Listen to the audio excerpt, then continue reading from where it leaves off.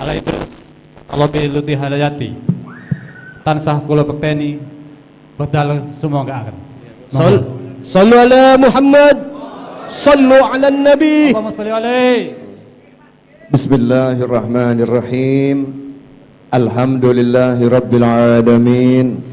Allahumma salli wa sallim ala Sayyidina Muhammadin miftahi babi rahmatillah adada ma fi ilmillah salatan wa salaman daimain bidawami mulkillah wa ala alihi wa sahbihi. Allahumma salli ala Sayyidina Muhammadin salatan taftahu biha lana futuhal arifin wa tufaqihuna biha fid din wa ala alihi wa sahbihi. Assalamu alaikum warahmatullahi wabarakatuh. Waalaikumsalam warahmatullahi wabarakatuh. Insyaallah kita akan bersama-sama cari ilmu. Mudah-mudahan walaupun singkat, padat, barokah, manfaat dunia akhirah. Amin. Amin. Saya lagi keliling beberapa tempat untuk mengingatkan diri saya dan semua yang mau ingat. Dan yang belum ingat semoga juga jadi ingat. Apa itu? Tentang arti nikmat. Ya, tentang arti nikmat.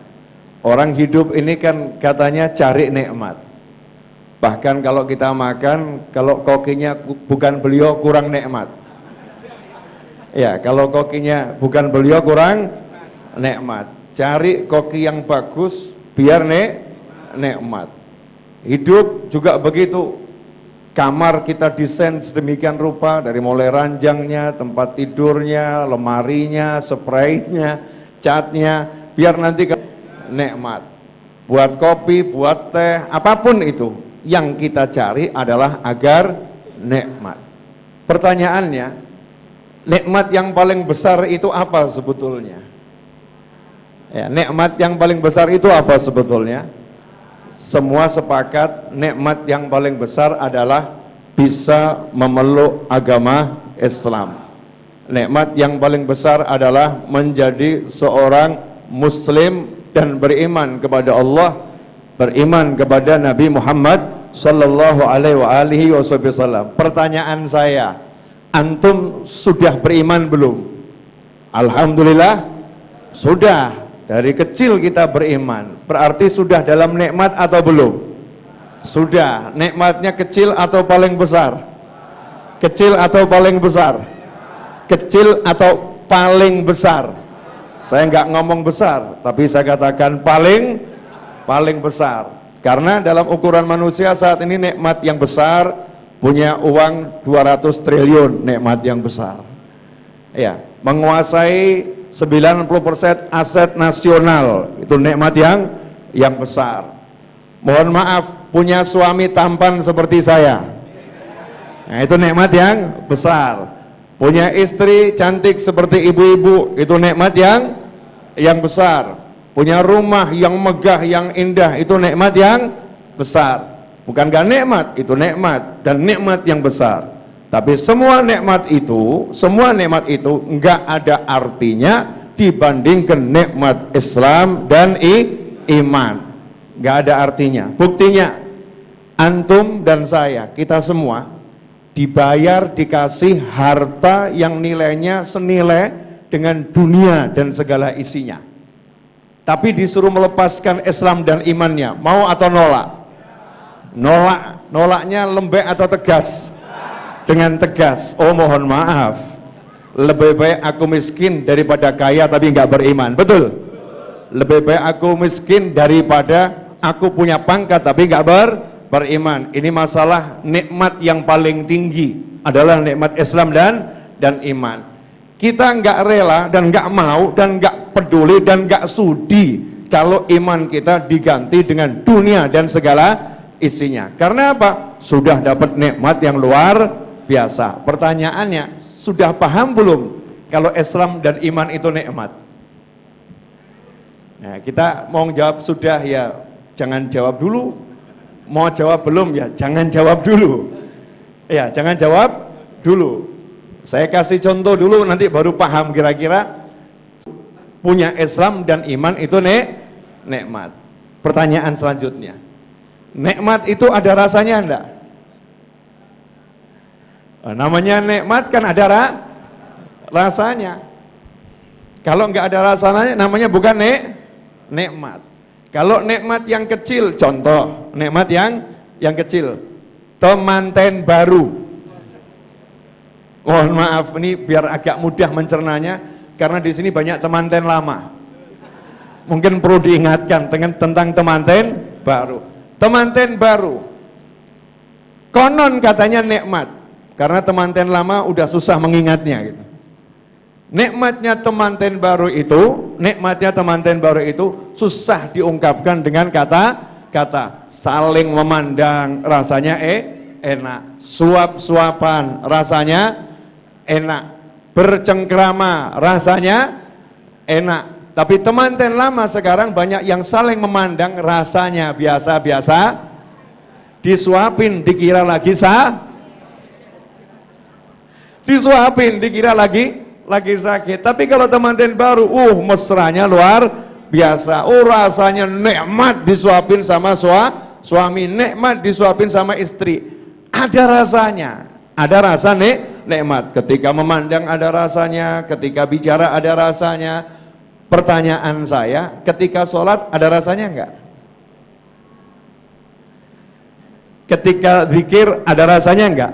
Ada. Tapi apakah sudah menjadi nikmat yang paling besar? Ini sebuah pertanyaan yang insya Allah antum masing-masing udah punya jawabannya. Apakah sholatku udah menjadi nikmat yang paling besar? Apakah zikirku udah menjadi nikmat yang paling besar? Apakah bacaan Al-Quranku udah menjadi nikmat yang paling besar? Apakah duduk memandang wajah orang tuaku menjadi nikmat yang paling besar? Apakah bercengkrama dengan anak, dengan pasangan hidup udah menjadi nikmat yang paling besar? Karena itu semua bagian daripada Islam dan iman. Apakah berbuat baik kepada tetangga udah menjadi nikmat yang paling besar? Jika belum, maka ini bertentangan dengan pengakuan kita. Nikmat yang paling besar adalah nikmat Islam dan iman. Berarti ada yang salah. Ya, ada yang salah. Contoh misalnya, koki masak masakan yang enak, mana kokinya hilang? Iya. Koki tutup beliau. Nah, masak masakan yang paling enak disuguhkan ke saya, ke saya. Saya merasa biasa-biasa saja. Padahal masakan beliau diakui misalnya yang paling enak. Kok rasanya biasa-biasa saja? Gak ada yang nyalahkan kokinya, gak ada. Pasti saya yang disalahkan. Tolong Bib dicek lidahnya bener apa enggak ini. Lagi flu atau enggak ini. Jangan-jangan mantan Covid Bib. Enggak terasa semua, rasanya hambar. Naudzubillah min dzalik. Jadi bukan kokinya yang harus diperbaikin, tapi lidahnya harus dibenarkan. Karena matanya normal, telinganya normal, hidungnya normal, tangannya normal, kakinya normal. Cuman lidahnya yang belum normal. Lidahnya harus diobatin nih. Begitu lidahnya sembuh, maka masakan itu rasanya enaknya luar biasa. Nah, kenapa kita kok kurang bisa merasakan nikmatnya sholat, kurang bisa merasakan nikmatnya qiraatul Quran, kurang bisa merasakan nikmatnya duduk bersama orang tua, ngobrol sama orang tua, ngobrol dengan pasangan hidup. Mohon maaf, kalau bahasa saya itu itik-itikan sama anak itu ya, menggelitikin anak, kejar-kejaran sama anak. Sementara Nabi Muhammad sallallahu alaihi wasallam, Rasulullah SAW kejar-kejaran dengan cucu beliau sallallahu alaihi wasallam. Nabi Muhammad SAW melakukan perjalanan bersama sahabat untuk menghadiri undangan makan. Menghadiri undangan makan itu juga bagian daripada taat. Tapi di tengah jalan Nabi Muhammad sallallahu alaihi wasallam melihat dua cucu beliau, Sayyidina Hasan dan Husain radhiyallahu taala anhuma, lagi bermain lari-lari bersama teman-teman sebayanya. Nabi pun bersabda sallallahu alaihi wasallam kepada para sahabat, kalian jalan duluan, nanti saya nyusul. Bil makna seperti itu. Apa yang dilakukan Nabi SAW? beliau mengejar cucunya, kemudian berupaya menangkapnya, tapi Rasul pura-pura tidak mengenakannya. Oh, enggak kena, lari ke sana, lari ke sini, sampai cucunya tertawa bahagia. Kemudian sama Nabi udah banyak waktu bermainnya, dikenakan tubrukannya, tangkapannya sambil diciumin dan berkata, ya Allah, aku mencintai keduanya, cintailah orang yang mencintai keduanya. Nabi merasakan kesenangan bermain dengan cucunya, bahagia. Lah kalau kita punya anak kok main sama anak nggak bisa bahagia, ini berarti ada yang salah dalam diri kita. Kita punya istri, main sama istri kok nggak bahagia, bahagianya main sama istri orang lain. Na'udzubillah min dzalik. Ini berarti kan sesuatu yang salahnya luar biasa. Kita punya suami, ngobrol sama suami kok nggak nyaman, ngobrol sama Habib Novel nyaman, ada kesalahan itu ya.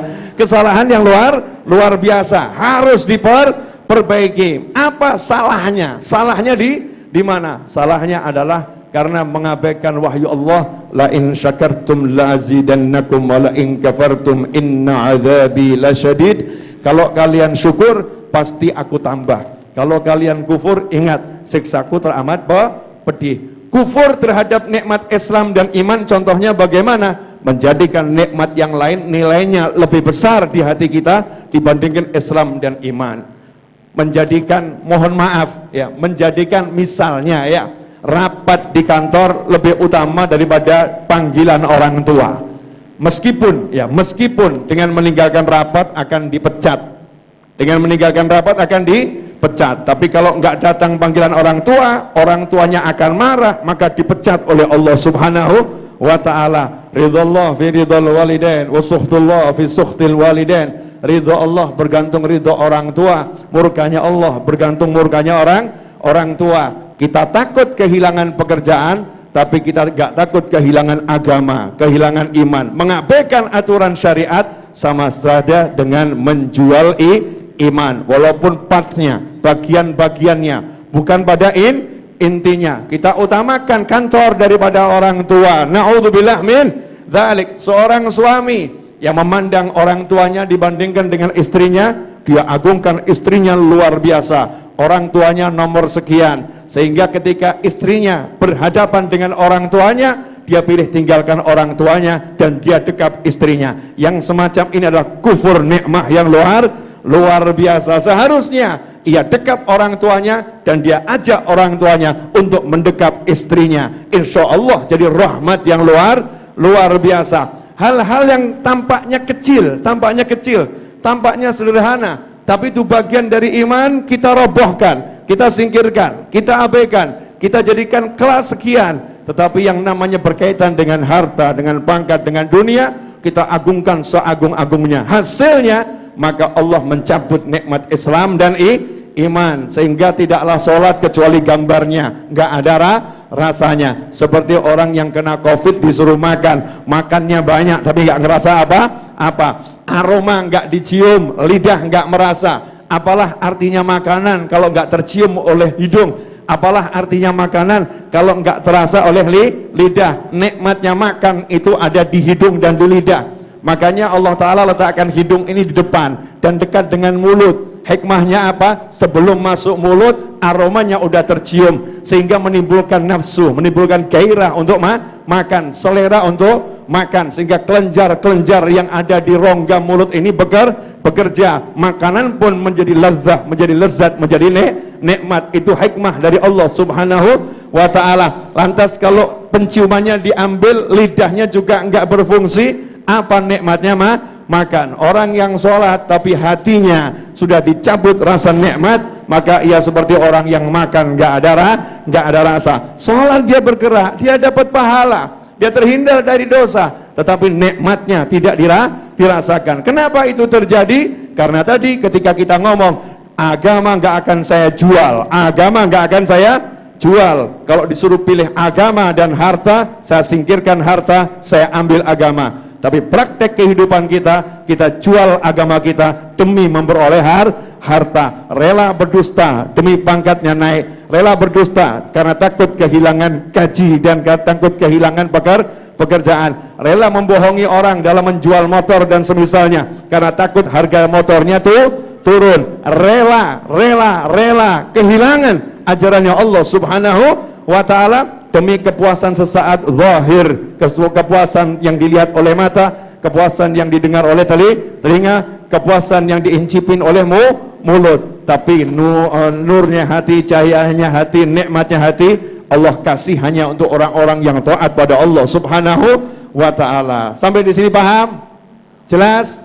Nah, ini mukadimah baru tahap super awal. Ya, super awal. Boleh diulangi lagi? Ya, nikmat Islam dan iman nikmat yang paling tinggi. Sepakat ya? 500 juta triliun. Dah, angkanya berapa itu? 500 juta triliun. Saya nggak tahu angkanya berapa. Diberikan kepada Anda tapi suruh murtad, mau nggak? Nggak mau. Jawabnya dengan tegas atau nggak mau?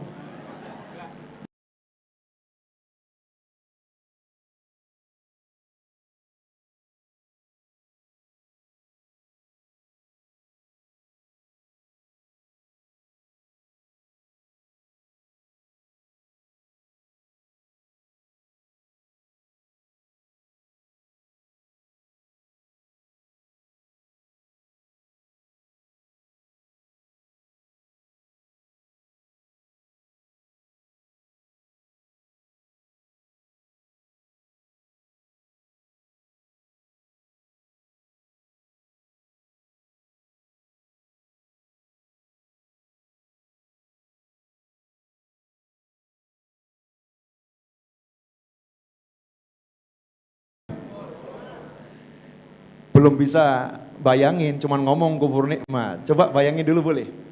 Ibu-ibu buat sampel, boleh ya Bu? Mohon maaf. Biasanya kalau sampelnya ngambil dari sini, nanti yang sono paham semua. Seorang wanita yang cantik jelita. Wanita yang cantik jelita. Menikah dengan seorang pria biasa-biasa saja. Yang beruntung siapa ini? Yang beruntung siapa?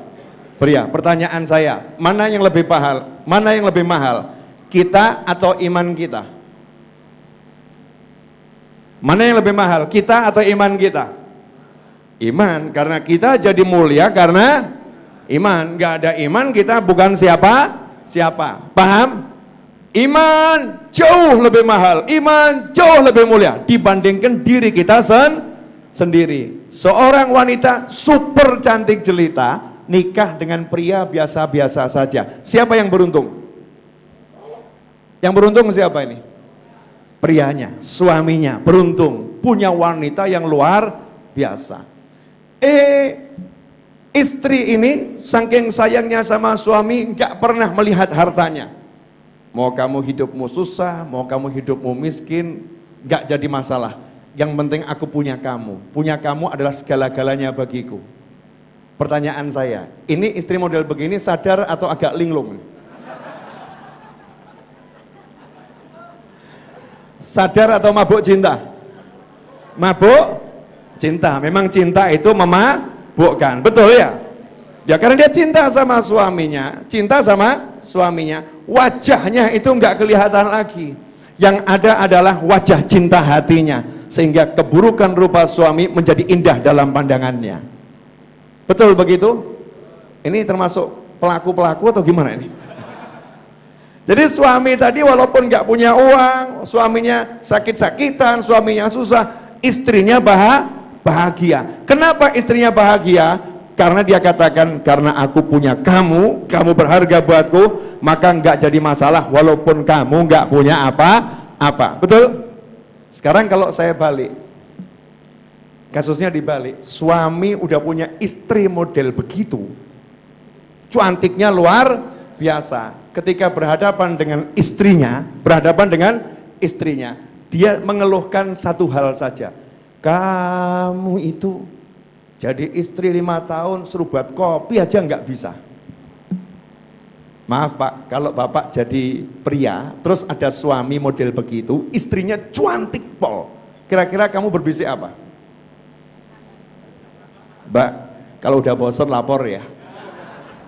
Mohon maaf. Setan bermunculan ya, setan bermunculan. Wih, istrinya cantik luar biasa. Kok urusan masalah buatin kopi aja jadi masalah yang luar biasa. Istrinya nyapu, istrinya ngepel, istrinya cuci pakaian, istrinya hamil mengandung anaknya, istrinya melahirkan, istrinya urus semuanya. Cuman satu nggak bisanya, buat kopi. Tiap hari diomongkan, kamu tuh nggak bisa buat kopi aja nggak pernah bener, kamu itu nggak beres buat kopi. Selalu yang diomongkan itu. Pertanyaan saya, kita yang dengar sebel atau nggak sebel? Sebel atau nggak sebel? Kenapa? Karena nggak terima kasih pada istri, nggak syukur sama Allah Subhanahu wa Ta'ala. Betul? Pertanyaan saya, apa yang nggak diberikan Allah kepada Anda dan saya? Iman dikasih, Islam dikasih, hidup dikasih, cuman kurang satu hal. Mungkin ada satu hari duitnya kurang, mungkin ada satu hari duitnya kurang. Terus orang ini ngeluh terus, hidup kok seperti ini, hidup kok seperti ini, hidup kok seperti ini. Kira-kira malaikat yang dengar sebel atau nggak sebel? Sebel atau nggak sebel? Nah, ini orang namanya kufur nikmat, nggak bisa melihat keindahannya Allah Ta'ala, nggak bisa melihat kebaikannya Allah Ta'ala. Mirip suami tadi nggak bisa melihat kecantikan istrinya, cantiknya istrinya itu tercover oleh buatan kopi yang nggak enak, sehingga lihat istrinya yang kelihatan kopi nggak enak, lihat suaranya yang kedengar adalah kopi nggak enak, cover inilah makna kufur, tertutup, nikmatnya tertutup, nggak bisa lihat. Kenapa nggak bisa lihat nikmat? Karena sibuk dengan sesuatu yang kecil yang dia tidak dapatkan, padahal di balik itu ada nikmat yang luar biasa. Karena itu syarat biar kita ini bisa sukses, senang, bahagia, nomor satu syukur. Sudah jadi seorang muslim, alhamdulillah saya muslim. Maka jangan bahas kemiskinan kita, jangan bahas kesusahan kita, jangan bahas hal-hal yang gak enak di diri kita. Karena itu saya selalu ngomong di majelis, saya Novel bin Muhammad Al-Idrus tidak terima curhat. Kalau orang datang ke rumah saya mau curhat, cukup sampai ke pos, yang nerima yang di pos, biar curhat sama yang di pos.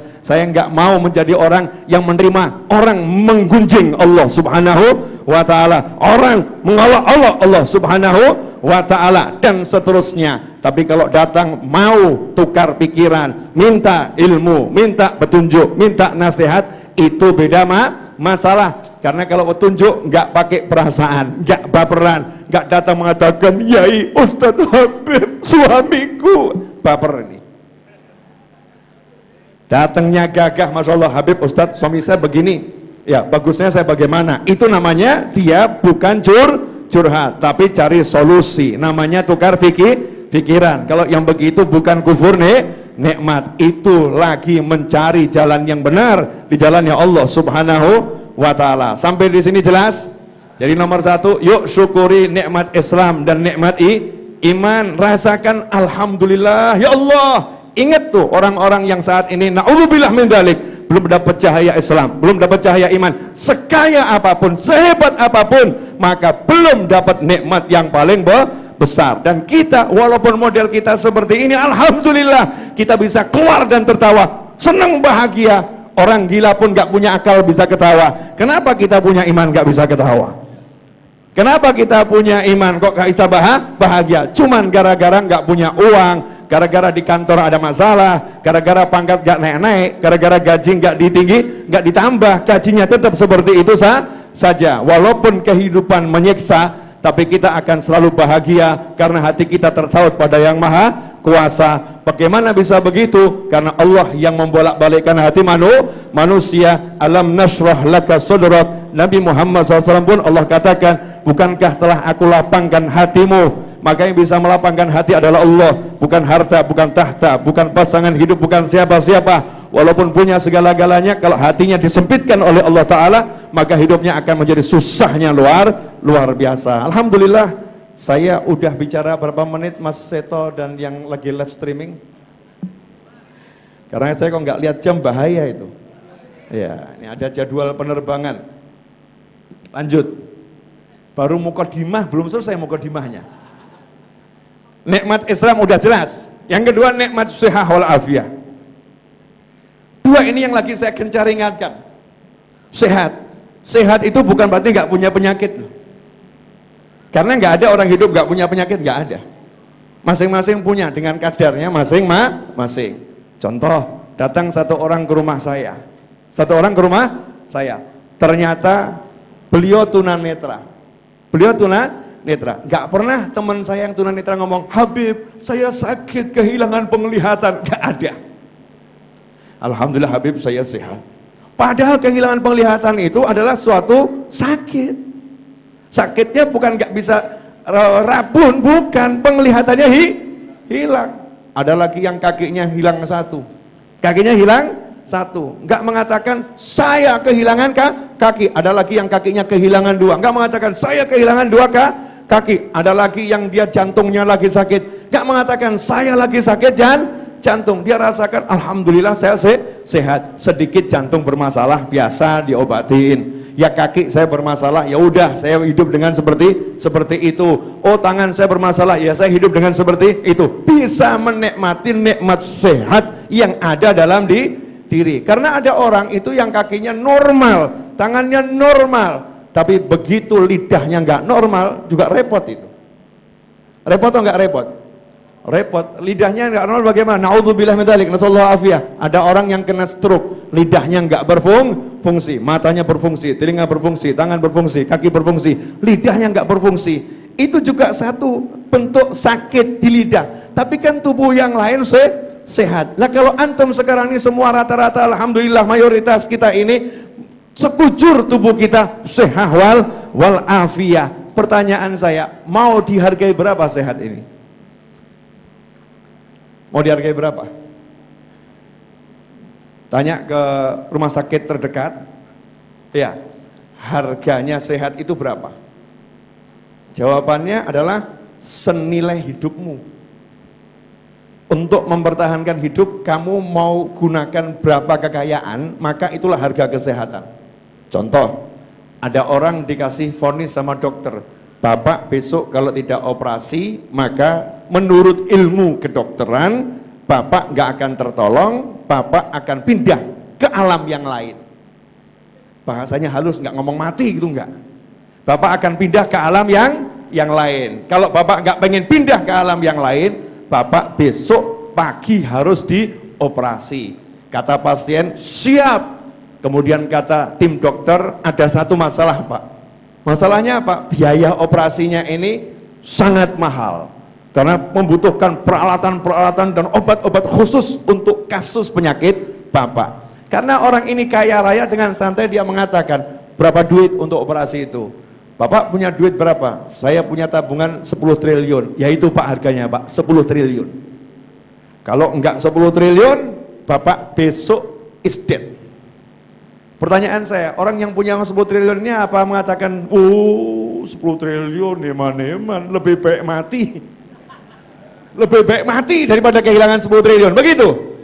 Enggak, uang saya akan bisa cari lagi, nyawa nggak bisa saya kembalikan lagi. Dia akan berkata, siap 10 triliun, beres bayar, yang penting saya sehat. Demi sehat 10 triliun habis nggak jadi masalah. Jadi miskin lagi nggak jadi masalah, yang penting hidup dan sehat. Antum sehat, hidup, iman, dan nggak perlu kehilangan semua harta. Masih punya harta, gitu kok keluh kesah, gitu kok nggak syukur. Hamba macam apa kita ini? Sampai di sini jelas? Udah jelas ya. Saya mau yang agak cepat selesai urusan yang dua ini. Sadar dalam nikmat yang luar biasa. Nah terus kaitannya dengan maulid Nabi Muhammad SAW. Akhir-akhir zaman ini saya agak risih. Karena kita ini terlampau mengagungkan teknologi. Terlampau mendewa-dewakan handphone, smartphone, laptop, AI, dan lain sebagainya ya. Teknologi yang luar biasa, digital. Seakan-akan kita hidup di zaman yang serba modern, sementara orang-orang terdahulu hidup di zaman kekunoan, tertinggal zaman. Teknologinya tidak maju. Akhirnya mengecilkan. Kalau diterus-teruskan, nanti mengecilkan ajarannya orang terdahulu. Dipandang remeh ini ajarannya orang terdahulu. Kalau diterus-teruskan, kalau nggak disadarkan, itu bisa terjadi. Ikhwani rahimakumullah, saya menggunakan kalimat yang sebaliknya. Mungkin agak ekstrim kalimat saya, tapi akan saya buktikan dalam waktu 10 menit insya Allah. Kita hidup di zaman yang tertinggal. Kita hidup di teknologi yang primitif. Teknologi yang primitif. Kita hidup dengan ilmu pengetahuan saat ini yang banyak merugikan alam. Banyak merugikan alam. Teknologi yang paling hebat, teknologi yang paling termutakhir, teknologi yang paling maju hanya ada satu. Teknologinya Nabi Muhammad sallallahu alaihi wasallam. Teknologi yang gak membutuhkan barang dari luar, teknologi yang gak perlu mengeksploitasi alam, teknologi yang ramah lingkungan. Saya akan buktikan. Boleh? Pertama, Nabi bersabda SAW, sebaik-baik zaman adalah zamanku. Betul? Setelah itu zaman yang setelahnya, setelah itu zaman yang setelahnya. Semakin kesono zaman semakin buruk. Dulu kita menilai, oh maksud Nabi SAW itu perilaku orang semakin hari semakin buruk. Betul, itu benar. Tapi ada makna yang lain, termasuk teknologi. Semakin kesini semakin tertinggal. Ini kok pada melongo semua kenapa nih? Beb gimana sih Beb? Dulu naiknya onta, naiknya kuda. Sekarang naiknya mobil. Salah. Kamu lihat naiknya onta, naiknya kuda. Kamu salah. Harusnya kamu ngomong dulu naiknya buruk. Dulu naiknya kuda terbang Nabi Sulaiman alaihi salam. Betul ya? Kenapa yang itu nggak dibahas? Oke. Sekarang ada handphone, nih handphone lipat, handphone ini, ada handphone ngomong gampang, ada speaker, speaker. Mohon maaf, handphone secanggih apapun kalau baterainya habis mati dia. Betul? Baterainya ada nyala, nggak ada sinyal, nggak bisa kerja kecuali buat motret. Ketik-ketik sama motret. Dan kehebatannya terbatas. Tapi teknologinya Nabi Muhammad SAW nggak butuh baterai, nggak butuh sinyal, nggak butuh kartu perdana, nggak butuh semua itu. Apa teknologinya? Menggunakan seperangkat tubuh yang ada. Hardware-nya adalah tubuhnya sendiri. Contoh, kalau kita mau menggunakan handphone pakai kamera, baru bisa kita buat live streaming. Ya, live streaming seperti sekarang. Maju live streaming, bisa dilihat sama dunia. Sayyidina Umar bin Khattab radhiyallahu ta'ala anhu, muridnya Nabi Muhammad SAW. Belum nabinya ini, baru muridnya. Khutbah Jumat di kota Madinah Al-Munawwarah. Khutbah Jumat di kota Madinah Al-Munawwarah. Ketika khutbah Jumat, sementara di hari yang sama, jarak hampir 1000 kilo, di sudut kota yang lain, lagi ada pertempuran sahabat Nabi dengan orang-orang musyrik yang gak mau memeluk agamanya Allah dan menyerang agamanya Allah subhanahu wa ta'ala. Orang-orang yang memerangi Islam. Maka terpaksa terjadi pertempuran. Nah, terjadi pertempuran jauh dari Madinah, jaraknya hampir 1000 kilo, 500 sampai 1000 kilo. Sayyidina Umar radhiyallahu anhu lagi khutbah Jumat. Apa yang beliau lakukan? Tengah-tengah khutbah beliau berkata kepada pasukan yang jaraknya hampir 1000 kilo, ya sariyatul jabal, ya sariyatul jabal, hei pasukan naik ke atas gunung, hei pasukan naik ke atas gunung. Dengan bola mata beliau, bola mata, nggak pakai kamera, nggak perlu parabola, nggak perlu digital televisi, nggak perlu apa-apa, bisa melihat kancah pertempuran, bahkan bisa menyampaikan suaranya ke sana. Dan sahabat yang ada di sana teknologinya serupa, mengikuti Nabi Muhammad SAW. Sahabat pun bisa mendengar suara Khalifah Umar bin Khattab radhiyallahu ta'ala anhu, dan akhirnya bergerak ke gunung, dan pasukan itu pun memenangkan peperangan. Pertanyaan saya, teknologi siapa yang lebih hebat?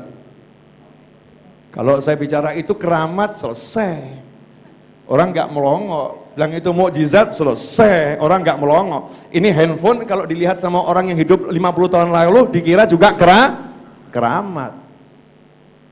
Karomah khaliqul ada, sesuatu yang menyalahi ada. Tapi coba kalau keramat ini kita rubah namanya jadi teknologinya Nabi, itu mukjizat. Teknologinya wali, itu namanya karomah. Dan itu bisa didapatkan, itu bisa diraih, itu bisa dikejar. Nah, kenapa kita ketinggalan semua teknologi ini? Banyak yang gak punya karamah karena udah percaya dengan benda-benda yang seperti ini. Kita masih mengenal di sekitar Solo Tigo arah Magelang ada seorang ulama besar yang namanya Kiai Mangli, Mbah Yai Mangli rahimahullah. Mbah Yai Mangli itu diantara teknologinya, beliau bisa membawa dirinya, sopirnya dan mobilnya bergerak kecepatannya luar biasa. Sebelum maghrib masih ada di Solo Tigo, sebelum isya udah ada di Jakarta di lokasi pengajian. Teknologi apa yang dipakai? Ini nyata ya, saksinya ada. Mobil bergerak, mobil berjalan, sopirnya pun melihat kota demi kota. Tapi nyampainya cuma beberapa menit udah sampai di Jakarta. Teknologi apa yang dipakai? Nggak bicara zaman Sayyidina Umar, enggak. Zaman sekarang, baru berapa puluh tahun yang lalu. Yai Mangli rahimahullah, Mbah Yai Mangli rahimahullah, beliau kalau ceramah di hadapan 1000-2000 orang tidak pernah pakai mikrofon. Nggak pernah pakai mikrofon. Anehnya yang di depan dan yang di belakang mendengar suara beliau dengan volume yang sama. 1000 orang, 2000 orang semuanya bisa mendengar. Sementara saya pakai mikrofon, kalau saya teriak, yang di belakang saya teriak juga. Sakit. Kalau saya pelan, yang di belakang teriak nggak kedengeran. Betul. Teknologi ini tidak bisa memberikan suara yang sama kecuali kalau ini speaker ditebar sedemikian banyak di setiap sisi. Bukan cuma di depan, di samping, di tengah, di belakang. Jaraknya sama semua, diukur dengan ilmu. Lalu suara kita pelan mungkin bisa terdengar dengan yang mirip sama ke telinga masing-masing. Seperti di Masjidil Haram atau di Masjid Nabawi dengan teknologi yang luar biasa. Ternyata nggak bisa mengalahkan teknologinya Nabi Muhammad sallallahu alaihi wasallam. Nggak ada yang namanya pencemaran gelombang elektromagnetik. Gak ada yang namanya pencemaran gelombang A, gelombang B, gelombang C. Semuanya menggunakan gelombang suara normal manusia biasa, menggunakan hardware-nya, menggunakan tubuhnya. Teknologi siapa? Teknologi Nabi Muhammad sallallahu alaihi wasallam. Kalau kita lihat sekarang ini, Masya Allah, ada yang namanya manusia memindahkan satu objek dalam hitungan detik. Disinarin pindah. Di mana itu? Film Star Trek. Di film Star Trek dimasukkan satu ruangan, disinarin pindah ke arah yang dimau. Betul begitu ya? Jepang nggak mau kalah buat Doraemon. Pakai jendela Doraemon. Begitu masuk jendela Doraemon udah pindah ke tempat yang dimau. Semuanya film khayalan. Kenapa orang-orang ini berkhayal? Tentu ada contohnya. Kalau nggak ada contohnya nggak bisa berkhayal. Semua khayalan adalah sesuatu yang pernah kita lihat sebelumnya, baik di alam ini maupun di alam sebelumnya. Karena manusia nggak bisa menciptakan apa-apa. Yang maha mencipta hanyalah Allah subhanahu wa ta'ala. Manusia hanya bisa meniru apa yang sudah ada. Nggak bisa dia menciptakan apapun. Maka nggak ada kata pencipta kecuali Allah subhanahu wa ta'ala. Nah kalau kita lihat kenapa ada Doraemon, kenapa ada Star Trek, karena mereka membaca Al-Quran, melihat teknologinya Allah subhanahu wa ta'ala, melihat teknologi langit, di mana Nabi Sulaiman alaihissalam berkata kepada umatnya saat itu, siapa di antara kalian yang bisa memindahkan takhta Balqis? Siapa bisa pindahkan takhta Balqis? Maka saat itu jin Ifrit yang kekuatannya paling kuat di antara jin mengatakan, saya akan pindahkan sebelum engkau berhenti dari ceramahmu. Nabi Sulaiman kalau ceramah sekitar 1-2 jam. Jadi beliau ini jin Ifrit butuh waktu 1-2 jam untuk memindahkan singgasana Balqis dari istananya menuju istana Nabi Sulaiman yang jaraknya sekitar 1000 kilo. Ya, sekitar 1000 kilo dari Yaman sana sampai kerajaan Nabi Sulaiman, kurang lebih 1000 kilo. Saat itulah muridnya Nabi Sulaiman manusia biasa, bukan jin, bukan malaikat, bukan nabi, bukan rasul, manusia biasa. Iman pada Allah Ta'ala dan Nabi Sulaiman alaihissalam dan Nabi Muhammad SAW. Mesti Anda heran, kenapa saya katakan juga iman sama Nabi? Karena semua Nabi sudah diikat perjanjian menyampaikan pada umatnya, kalau sampai nanti di zamanku muncul Nabi Muhammad SAW, maka aku akan menjadi pengikutnya dan kalian semua harus beriman kepadanya. Sallu ala Nabi. Allahumma shalli alaihi. Semua umat itu diperintahkan beriman pada Nabi Muhammad sallallahu alaihi wasallam. Maka muridnya Nabi Sulaiman berkata, saya akan pindahkan, pejamkan bola matamu, sebelum dibuka udah nyampe. Kecepatannya luar biasa, dan itulah yang kemudian dibayangkan oleh orang-orang Jepang yang gak punya teknologinya, maka buat film namanya Doraemon. Orang-orang barat gak punya teknologinya, maka buat film namanya Star Trek. Siapa yang punya teknologinya? Kita, umatnya Nabi Muhammad sallallahu alaihi wasallam. Kita dijauhkan dari teknologi itu, kita dijauhkan dari ilmu itu. Kenapa? Karena kalau sampai kita menguasainya, maka kita akan meninggalkan semua harta benda, karena kita menikmati sholat, zikir, sholat, zikir, sholat, zikir. Cukup dengan sedikit makan menjadi kuatnya luar biasa. Maka ilmu makan yang sedikit ini sekarang pun menjadi tren di akhir zaman ini. Akhir zaman orang bukan berlomba-lomba banyak makan, tapi berlomba-lomba mempersedikit makan. Orang bukan berlomba-lomba banyak tidur, tapi orang berlomba-lomba mempersedikit tidur. Kenikmatan itu menjadi sesuai dengan apa yang diajarkan oleh Allah lewat Nabi Muhammad sallallahu alaihi wasallam. Bukti-bukti kecil ini udah cukup membuktikan kalau yang paling mutakhir teknologi Nabi. Oke, lanjut dikit boleh? Nanti semakin asyik. Karena ini sudut pandangnya beda.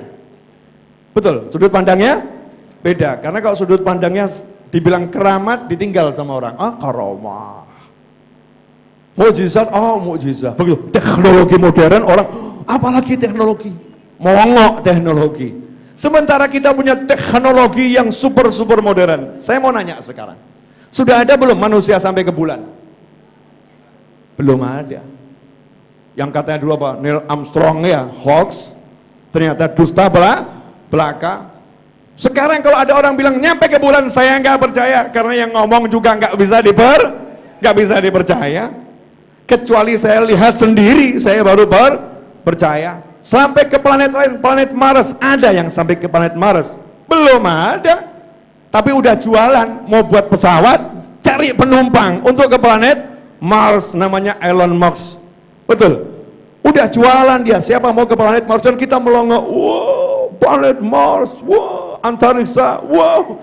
Lupa kita tiap tahun di bulan Rajab suruh memperingati Isra dan Mi'raj. Nabi Muhammad sallallahu alaihi wasallam, Rasulullah udah Mi'raj bukan cuman lewat rembulan, bukan cuman lewat planet Mars, bukan Jupiter, Neptunus, matahari. Rasul udah melewati langit pertama, matahari dan semua jagat raya itu di bawah langit pertama. Semua itu sudah dilewatin oleh Nabi Muhammad sallallahu alaihi wasallam. Kemudian Rasulnya naik ke langit yang kedua, naik langit 3, 4, 5, 6, 7 sampai Sidratul Muntaha, ujungnya jagat raya. Sudah melewatin semuanya, udah melihat seluruh makhluknya Allah Subhanahu wa ta'ala. Bahkan malaikat yang jaga neraka pun sudah disapa oleh Nabi Muhammad sallallahu alaihi wasallam. Tidak ada satu jengkal di jagat raya ini melainkan sudah pernah dilihat dan didatangi oleh Nabi Muhammad sallallahu alaihi wasallam. Berarti satu-satunya makhluk Allah, ciptaan Allah yang tercinta, yang paling hebat, yang menguasai ilmu dengan sedemikian dahsyat, hanya ada satu orang, namanya Muhammad bin Abdullah sallallahu alaihi wasallam. Baginda Muhammad SAW, manusia yang paling menguasai teknologi, manusia yang paling ahli di semua bidang. Maka kalau ada yang bilang Rasul hanya ahli sholat, kamu jangan belajar bertani dari Nabi, maka itu salah. Kalau Rasul dibilang ini ahli sholat, kamu jangan belajar dagang dari Nabi, itu salah. Kalau mau belajar dagang dari Nabi Muhammad SAW, mau belajar sholat dari Nabi Muhammad SAW, mau belajar berumah tangga dari Nabi Muhammad SAW, mau belajar ahli militer dari Nabi Muhammad SAW, mau belajar diplomasi dari Nabi Muhammad SAW, mau belajar apapun, pakarnya yang paling pakar, yang paling ahli adalah Nabi Muhammad Sallallahu Alaihi Wasallam. Benar nggak seperti itu? Iman nggak kita? Percaya nggak? Masya Allah, di hotel-hotel, di gedung-gedung dibuat pertemuan, pelatihan bisnis dengan fulan, bayar sekian, ikut kita, biar sukses. Boleh atau nggak boleh? Boleh. Baik atau nggak baik? Baik. Bagus atau nggak bagus? Bagus. Pengen jadi orang tua yang baik, dibuat pelatihan di hotel, parenting, bayarnya sekian, rombongan, berangkat. Nanti kita jadi ibu yang lebih baik, jadi bapak yang lebih baik, Masya Allah, ikut bayar. Senang kita ikutnya, bagus, bagus, baik, baik. Tapi sayang, kenapa? Belum teruji kebenarannya. Belum teruji kebenarannya. Dan level bagusnya baiknya, level bagus dan baik yang biasa-biasa saja. Antum dan saya, kita punya the best, yang terbaik. Siapa itu? Nabi Muhammad sallallahu alaihi wasallam. Dan setelah turun dari langit sampai ke bumi, Nabi nggak ngomong sama sahabat, saya udah naik buruk, saya udah jelajah antariksa, saya udah tahu bagaimana, saya kuasai teknologinya, yuk kita buat tim membuat pesawat terbang. Enggak begitu. Nabi Muhammad SAW enggak kemudian mengetahui teknologinya, yuk kita buat tim, buat laptop, buat handphone dan sebagainya. Enggak, karena itu bukan pekerjaan umatnya Nabi Muhammad Sallallahu Alaihi Wasallam. Rasul katakan, sholatlah, berbaktilah kepada orang tua. Jadilah istri yang taat pada suami, jadilah suami yang sayang kepada istri, jadilah anak yang berbakti, jadilah orang tua yang baik kepada anak, jadilah tetangga yang menghargai, membantu, menghormati tetangga yang lain. Tebarkan senyum, beri makan, selalu tebarkan kebaikan. Semua ajaran Nabi Muhammad sallallahu alaihi wasallam adalah ajaran menuju kesuksesan. Betul? Berarti kalau kita mau sukses, katanya orang, kalau mau sukses dalam bisnis, tiru orang itu. Mau sukses dalam berkeluarga, tiru orang itu. Lah kalau kita mau sukses dalam semuanya, tiru siapa? Nabi Muhammad SAW. Tiru Nabi. Pertanyaan saya, niru Nabi mudah atau susah? Makanya saya sering ngomong akhir-akhir ini, jadi wali Allah itu mudah. Jangan percaya kalau ada orang bilang jadi wali Allah itu susah. Jangan, ini hoax itu ya. Jadi wali Allah itu mudah. Karena jadi wali Allah kamu nggak perlu ya gali pondasi, enggak. Jadi wali Allah kamu nggak perlu ya itu puasa 12 jam itu ya, enggak. Jadi wali Allah kamu nggak perlu push up 1 hari 100 kali, enggak. Jadi wali Allah nggak perlu kamu plank 15 menit, enggak. Jadi wali Allah kamu hanya punya satu cara, nggak ada cara yang lain. Niru Nabi Muhammad SAW. Niru Nabi, tiru Nabi. Sementara niru Nabi itu pekerjaan yang paling mudah. Kenapa? Karena Nabinya SAW sudah menempatkan dirinya mudah ditiru oleh siapapun dari manusia yang paling lemah.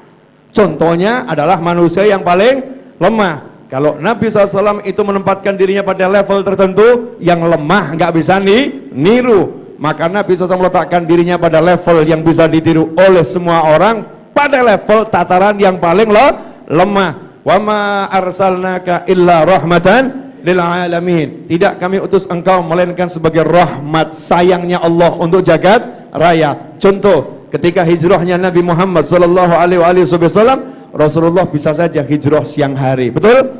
Bisa saja hijrahnya itu terang-terangan. Benar?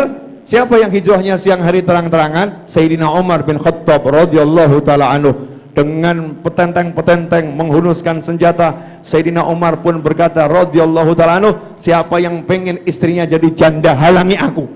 Siapa yang pengen istrinya jadi janda, halangi aku. Siang-siang nantang semua orang musyrik, orang kafir. Gak ada yang berani nyentuh Sayyidina Umar bin Khattab radhiyallahu ta'ala anhu. Pertanyaannya, apakah Nabi mensyariatkan yang seperti itu? Apakah baginda Muhammad sallallahu alaihi wasallam mengajarkan yang seperti itu? Enggak. Itu untuk Sayyidina Umar dan orang-orang yang semisal beliau. Kalau saya enggak niru Sayyidina Umar. Kenapa? Saya takut, saya penakut. Saya akan hijrah niru Nabi Muhammad SAW. Saya akan hijrah malam hari, sembunyi. Jangan sampai ada orang yang tahu. Maka orang-orang yang lemah keberaniannya seperti saya akan dikasih contoh sama Nabi. Tiru saja aku, yang seperti kamu niru aku, dapat pangkat yang tinggi karena meniru Nabi Muhammad sallallahu alaihi wasallam. Kemudian ketika berjalan, Nabi SAW apakah nggak tahu jalan? Mohon maaf, hijrah itu setelah Nabi Isra dan Mi'raj. Hijrah setelah Isra dan Mi'raj. Dan sebelum Isra dan Mi'raj, Nabi Muhammad SAW dari kecil itu kerjanya dagang. Dagang. Nabi Muhammad sallallahu alaihi wasallam hidup dengan Sayyidah Khadijah, itu kerjanya dagang. Beliau manusia yang sangat paham jalan. Tapi hari itu Nabi membayangkan, kalau ada umatnya yang nggak paham jalan berputar, nggak tahu jalan, nanti bagaimana caranya? Maka Rasul pun Muhammad SAW memberikan contoh, kalau jalannya berputar, kamu nggak tahu jalan, cari guide, cari sopir. Meskipun guide-mu, sopirmu orang kafir sekalipun, kalau pure bisnis, dia jual, kamu beli, maka itu nggak jadi masalah. Maka yang jadi pembimbing perjalanan hijrah Nabi Muhammad SAW menempuh rutenya adalah seorang yang musyrik, nggak beriman kepada Allah, nggak beriman pada Nabi Muhammad SAW, dibayar oleh Nabi dan dia terima bayarannya, dia jalankan tugasnya secara profesional, bisnis yang murni. Disitulah bolehnya mempekerjakan non muslim untuk kepentingan perjuangan umat Islam. Dan itu dilakukan Nabi Muhammad sallallahu alaihi wasallam. Ketika berada dalam gua, Nabi Muhammad sallallahu alaihi wasallam, kemudian ada orang-orang kafir udah masuk dekat mulut gua, hampir ketahuan, hampir kepegang. Apa yang dilakukan Nabi Muhammad SAW? Apakah beliau keluar dan lebih baik aku iskariman au mutsyahidan, hidup mulia atau mati syahid? Apakah Rasul berjuang? Apakah Rasul kemudian menghunuskan senjata melawan orang-orang kafir, mati syahid gak jadi masalah? Enggak. Rasul berusaha bagaimana umatku nanti kalau yang lemah, dia takut, dia selamatkan nyawanya. Sembunyilah, jangan sampai ketahuan. Selamatkan ya nyawamu. Itu yang diajarkan Nabi Muhammad sallallahu alaihi wasallam. Artinya kalau pengen sukses, mencontoh Nabi itu mudah, karena Nabinya SAW meletakkan dirinya pada tataran yang mudah untuk dicontoh oleh siapapun, dan tidak ada informasi Nabi yang disembunyikan oleh Nabi. Semua dibagikan, diajarkan. Bahkan sebelum wafat, Nabi Muhammad SAW mengatakan kepada 120.000 sahabat di Hajjatul Wada, beliau berkata sallallahu alaihi wasallam, "Ballighu anni walau ayat." Sampaikan dariku meskipun cuma satu ayat. 120 orang ini bekerja menyampaikan ajaran-ajaran Nabi Muhammad sallallahu alaihi wasallam. Pertanyaan saya untuk menutup kajian pada sore hari ini. Udah berapa menit saya ngomong? Di belakang murid saya udah ngasih waktu jam 5:15 Habib. 6:30 boarding. Ya 6:30 boarding, jam 7 pesawatnya take off, dan gak ada penerbangan lagi setelah itu. Saya lagi ceramah, saya itu aman-aman, insya Allah. Ya, nanti diurus nanti. Praktek toh, katanya nggak takut kehilangan dunia, masa takut kehilangan pesawat? Nah, gitu aja kok repot, nyantai aja. Kehilangan pesawat ya nggak apa-apa, cari pesawat yang lain. Lanjut boleh? Ya. Tadi pagi bangun nggak? Alhamdulillah, nyatanya sampai sini kan. Nanti mau tidur nggak? Makan nggak tadi? Minum nggak? Duduk nggak? Berdiri nggak? Jalan nggak? Naik kendaraan nggak? Semua aktivitas kehidupan kita lakukan tiap hari, betul? Pertanyaannya, siapa yang kita contoh? Kucing, kambing, kuda, sapi, burung, manusia biasa, atau sumber segala kesuksesan Nabi Muhammad sallallahu alaihi wasallam. Jadi kalau mau sukses itu mudah. Kenapa? Saya makan, antum makan, Nabi juga makan. Tinggal tiru cara makan Nabi. Saya pakai pakaian, antum pakai pakaian. Saya lepas pakaian, antum lepas pakaian. Saya pakai sandal, antum juga pakai sandal. Saya lepas sandal, antum juga lepas sandal. Rasul Muhammad SAW pakai pakaian, lepas pakaian, pakai sandal, lepas sandal, pakai celana, lepas celana, duduk, berdiri, berbaring, bangun dari tidur, keluar dari rumah, masuk toilet, keluar toilet, berdagang. Semua dilakukan Nabi Muhammad SAW. Tinggal kita tiru dan tidak susah. Nabi makan dengan tangan kanan, tiru makan dengan tangan kanan. Nabi masukkan pakaian mulai dari tangan kanan, tiru masukkan pakaian dengan tangan kanan. Nabi SAW melepasnya dengan tangan kiri dulu, tiru melepasnya dengan tangan kiri. Hanya itu pekerjaan wali untuk jadi wali, meniru Nabi Muhammad sallallahu alaihi wasallam. Sehingga menjadi wali Allah itu mudah. Tiru Nabi dengan pekerjaan yang semacam itu, tiba-tiba kita sudah menjadi kekasih Allah Subhanahu wa taala. Kira-kira mudah atau susah? Dah, silahkan lakukan itu setiap hari. Mulai nanti ini kan bangun dari duduk ya, baca itu doa kafaratul majlis. Kalau mau bangun dari duduk, Nabi ucapkan subhanakallahumma wa bihamdika sampai akhir ya, kafaratul majlis. Kalau nggak bisa, minimal bismillah, astagfirullah, sholawat, bangun. Kemudian mau pakai sandal, ingat Nabi pakai kaki kanan dulu, pakai kaki kanan dulu, baru kaki kiri. Sehingga setiap detik, setiap saat kegiatan kita itu selalu mengingat Nabi, mengingat Nabi, mengingat Nabi, mengingat Nabi. Saat hati mengingat Nabi, fikir mengingat Nabi, saat itulah kita dibawa naik oleh Allah Subhanahu wa taala. Sehingga beban dunia nggak akan terasa, dan dunia akan dijadikan dengan taat mendatangi kita. Dunianya tunduk kepada kita karena kita mengikuti Nabi Muhammad sallallahu alaihi wasallam. Dan super terakhir pesan saya untuk siapapun yang menyaksikan tayangan ini dan hadir di sini, kalau pengen senang hidupnya, jangan pernah meremehkan orang tuanya. Orang tua kita masing-masing. Mohon maaf ibu-ibu, nanti kalau cari menantu yang mengutamakan ibunya, ayahnya dibanding dirinya dan suaminya. Ajarkan anak ibu untuk mengutamakan ibu dan mertuanya, bukan istrinya. Saya mau nanya sama bapak-bapak sekalian, kalau ada seorang pria menikah dengan seorang wanita, kemudian wanita tadi berkata, "Mas, kalau kamu pilih orang tuamu, aku akan tinggalkan kamu." Kemudian pria tadi meninggalkan orang tuanya, pilih wanita itu.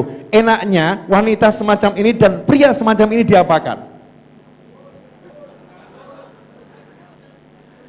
Diapakan ini? Dia pilih istrinya dan tinggalkan orang tuanya. Muslim dan muslim, muslimah dan muslimah. Cuman gara-gara istrinya nggak cocok sama orang tuanya, dia tinggalkan orang tuanya, ikut sama istrinya. Naudzubillah min dzalik. Seharusnya dia katakan pada istrinya, "Mohon maaf sayangku, engkau tetap di hatiku, tapi orang tuaku penguasa jiwaku." Orang tuaku penguasa jiwaku. Jika engkau tak kuasa bersama orang tuaku, maka aku akan membelaimu sehingga engkau bisa ikut orang tuaku. Tapi kalau engkau memaksaku untuk pisah dengan orang tuaku, dengan terpaksa aku akan ambil wanita satu lagi untuk menemanimu. Selesai. Maaf Bu, setuju nggak Bu yang akhir ini? Jangan membayangkan jadi dirimu. Bayangkan kalau kamu punya anak laki-laki, terus ada perempuan begitu pada anak laki-lakimu. Enaknya diapakan itu perempuan itu? Wah, itu sadis, jangan. Anarkis kalau itu, ya. Ya kasih pilihan, tetap bersama, tapi aku akan cari lagi yang bisa melayani orang tuaku, yang bisa bersama-sama melayani orang tuamu juga. Karena tugas anak berbakti kepada 4 orang tua, orang tuanya sendiri dan ibu bapak mertuanya. Sekarang ini banyak hanya karena dunia orang tua disingkirkan. Naudzubillah min dzalik. Utamakan orang tua, maka dunia akan tunduk kepada kita, karena yang punya segala-galanya hanya Allah Subhanahu wa ta'ala. Semoga berkah manfaat, kurang lebih mohon maaf. Bismillahirrahmanirrahim. Alhamdulillahirabbil alamin. Allahumma salli wa sallim ala sayyidina Muhammadin wa ala alihi wa ashabi ajmain. Ashraqal badru alaina wa ikhtafa badrut tamami mithla husni ma ra'ayna fil iraqain wasyami. Rabbi faj'al mujtama'na ghayatu husnul khitami wa'tina ma qad sa'alna min atayakal jisami wakrimil arwaha minna bilika khairil anami wablighil mukhtara anna min salatin wa salami. Allahumma ighfir lana wa liwalidina, Allahumma ighfir lana wa liwalidina, Allahumma ighfir lana wa liwalidina warhamhuma kama rabbayana shighara. Rabbana hab lana min azwajina wa dhurriyyatina qurrata a'yunin waj'alna lil muttaqina imama. Ya Allah, ampuni kedua orang tua kami. Ya Allah, muliakan kedua orang tua kami. Ya Allah, selamatkan kedua orang tua kami. Ya Allah, jadikan orang tua kami bahagia dunia, bahagia akhirah. Jadikan orang tua kami mulia dunia, mulia akhirah. Jadikan orang tua kami tentram dunia, tentram akhirah. Jadikan orang tua kami selamat dunia, selamat akhirah. Ya Allah, jadikan orang tua kami ridha kepada kami, ya Allah. Jadikan orang tua kami selalu sayang kepada kami, ya Rabb. Jadikan orang tua kami memaafkan kesalahan-kesalahan kami, ya Allah. Ya Allah, catatlah kami di sisimu sebagai anak yang berbakti kepada orang tua, ya Arhamar Rahimin. Catatlah kami sebagai anak yang berbakti kepada orang tua, ya Allah. Ya Rabb, jadikanlah putra putri dan keturunan kami ila yaumil qiyamah semuanya beragama Islam, ya Allah. Jadikan anak keturunan kami ila yaumil qiyamah semuanya beragama Islam, ya Arhamar Rahimin. Min ahli la ilaha illallah Muhammadur Rasulullah sallallahu alaihi wasallam, ya Rabb. Jadikan anak keturunan kami bahagia dunia, bahagia akhirah, mulia dunia, mulia akhirah. Selamatkan putra putri kami dari keburukan dunia dan keburukan akhirah. Dekatkan anak-anak kami kepada kami, ya Rabb. Dekatkan kami kepada anak-anak kami, ya Rabb, di jalanmu, ya Allah. Selamat dunia, selamat akhirah, ya Arhamar Rahimin.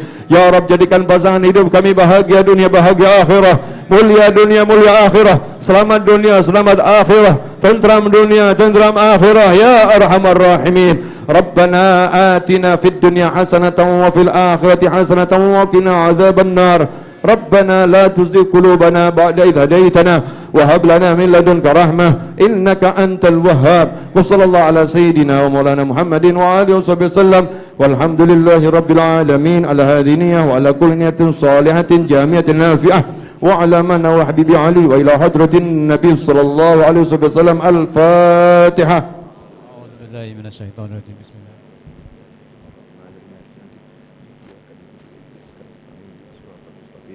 Suratal ladzina an'amta 'alaihim ghairil maghdubi 'alaihim waladdallin. Amin. Kurang lebih mohon maaf dan